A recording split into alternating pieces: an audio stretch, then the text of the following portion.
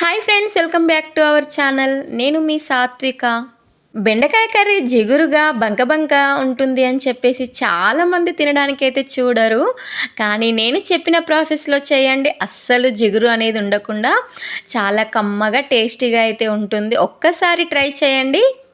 ఇక్కడ నేను ఒక 1/2 కేజీ బెండకాయలతో అయితే కర్రీ చేస్తున్నాను.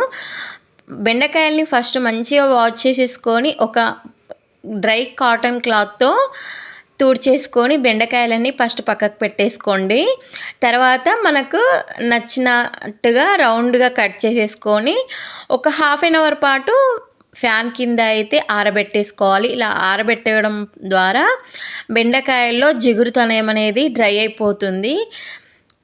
ఇక్కడ నేను 1/2 కేజీ బెండకాయలకు ఒక 3 మీడియం సైజ్ టమాటోస్ని అయితే తీసుకున్నాను. ఇంకా బెండకాయ కర్రీ ప్రాసెస్లోకి వెళ్ళిపోతే స్టవ్ పైన ఒక కడాయి పెట్టేసుకొని ఆయిల్ వేసుకోవాలి. ఇక్కడ నేను 3 టేబుల్ స్పూన్ల ఆయిల్ అయితే వేసుకున్నాను. ఆయిల్ హీట్ అయ్యాక జీలకర్ర, ఆవాలు, పచ్చిమిర్చి వేసుకొని పచ్చిమిర్చి కూడా మంచిగా ఫ్రై చేసుకున్నాక దాంట్లో కరివేపాకు అండ్ ఎల్లిపాయ పేస్ట్ అయితే వేసుకుంటున్నాను. నేను ఇక్కడ ఆనియన్స్ అయితే అస్సలు వేయడం లేదు. మీకు నచ్చితే కనుక ఆనియన్స్ వేసుకోవచ్చు. నేనైతే ఇక్కడ యూజ్ చేయడం లేదు. ఇక్కడ ఇవన్నీ ఫ్రై అయ్యేలోపు మన ఛానల్ని కనుక ఫస్ట్ టైం చూసినట్లయితే లైక్ చేసి ఛానల్ని అయితే సబ్స్క్రైబ్ చేయండి. నెక్స్ట్ వీడియో మీకు బెల్ ఐకాన్ క్లిక్ చేయండి. నెక్స్ట్ వీడియో అప్లోడ్ చేయగానే మీకు నోటిఫికేషన్ అయితే వస్తుంది. బెల్ ఐకాన్ ఆల్ అని క్లిక్ చేయండి.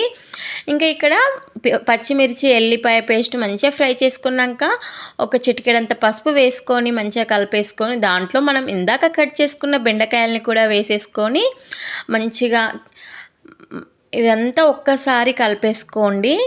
తర్వాత పైనుండి ఒక 5 to 10 మినిట్స్ సిమ్లో పెట్టేసుకొని ఒక మూత పెట్టేసుకొని వదిలేయండి. అంతవరకు అయితే మనం ఇక్కడ 3 టమాటోస్ అయితే పెట్టుకున్నాం కదా, ఆ 3 టమాటోస్ని మంచిగా చిన్నగా కట్ చేసుకోవాలి. ఇంక ఇక్కడ ఫ్రై అయ్యేంతలోపు టమాటోస్ అయితే కట్ చేసుకోవచ్చు అని చెప్పేసి నేను ఫస్టే కట్ చేసుకోలేదు. ఇంక ఇక్కడ బెండకాయ అయితే మంచిగా ఫ్రై అయిపోయింది. ఒక 10 మినిట్స్ తర్వాత ఇంకొంచెం ఫ్రై అయిపోవాలి. ఇక్కడ 10 మినిట్స్ మూత పెట్టేసుకున్నాను కాబట్టి ఆవిరితోని ఉడుకుతూ ఉంటుంది. తర్వాత మూత తీసేసి ఇంకొక 10 మినిట్స్ సిమ్లోనే ఉంచి మంచిగా ఫ్రై చేసుకుంటే బెండకాయలో జిగురుతనం అనేది పోయి బంక అనేది తగ్గిపోయి మంచిగా ఫ్రై అయిపోయాక ఇంక ఇక్కడ టమాటోస్ని కూడా వేసేసుకోవాలి. ఇలా చిన్న చిన్నగా టమాటోస్ని అయితే కట్ చేసుకొని వేసుకోవాలి. ఊకే బెండకాయని కలపడం వలన, టమాటోస్ వేసిన తర్వాత కలపడం వలన బెండకాయ అనేది చిన్నగా తుకడలు అయితే అయిపోతుంది. కానీ ఎక్కువగా కలపకుండా టమాటోస్ వేసినాక మనకు స్పైసీ తగ్గట్టు చిల్లీ పౌడర్ అండ్ సాల్ట్ వేసుకొని ఒకసారి కలిపేసుకొని మూత పెట్టేసుకోండి. ఒక 5 to 10 మినిట్స్ మూత పెట్టేసుకోండి. ఇదంతా మంచిగా సిమ్లోనే చేసుకుంటే చాలా బాగుంటుంది కర్రీ అయితే. ఒకసారి కలిపేసుకొని ఇంకొక 5 to 10 మినిట్స్ మూత పెట్టేసుకొని వదిలేయండి. తర్వాత చూసేసరికి ఒక 5 to 10 మినిట్స్ తర్వాత చూస్తే బెండకాయ అయితే ఇలా టమాటో ముక్కలు అయితే ఉడికిపోతాయి. టమాటో ముక్కలు ఉడికినాక ఒక్కసారి ఇదంతా బెండకాయలకు పట్టుకునేలా కలిపేసుకొని ఇంకొక 5 మినిట్స్ మూత తీసి పక్కకు పెట్టేస్తే ఇలా ఆయిల్ అంతా పైకి వచ్చేసి మంచిగా కర్రీ అయితే రెడీ అయిపోతుంది.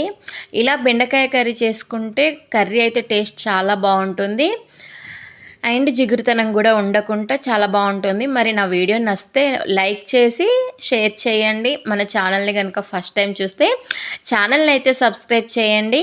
బెల్ ఐకాన్ కూడా క్లిక్ చేయండి. బెల్ ఐకాన్ ఆల్ అని క్లిక్ చేయడం వలన మనం వీడియో పెట్టగానే నోటిఫికేషన్ అయితే మీకు వెంటనే వచ్చేస్తుంది. By by.